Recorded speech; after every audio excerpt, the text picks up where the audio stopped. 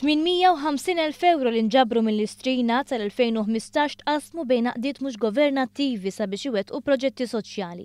B'kollox ibbenefikaw 28 għaqda mhux governattiva li bejniethom se jwettqu 21 proġett, kif hemm xi għaqdiet li se jaħdmu flimkien biex iwettqu proġetti partikolari.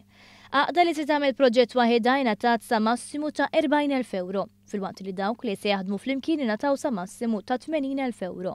Il-proġetti l-kol għandhom aspett soċjali iżda jindirizzaw diversi temi fosthom l-ambjent, is-saħħa mentali u aktar kuxjenza dwar il-kanċer.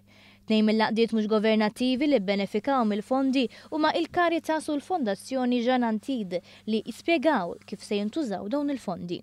Meta persuna tkun għadha kif temmet il-programm residenzjali, programm li jkun qed jaħdem anke fuq il-qasam personali, ngħinuh biex jintegra lura fil-komunità u fis-soċjetà Maltija.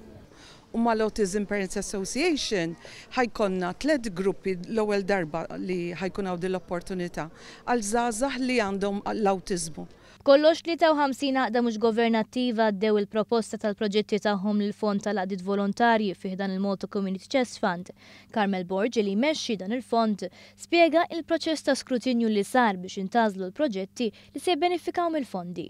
Li kollha kemm huma reġistrati, ġifieri għall-ewwel darba mela l-Fondazzjoni tal-Malta Community Chest Fund qed tiffirma l-kuntratti propju esklusivament ma' qdiet reġistrati.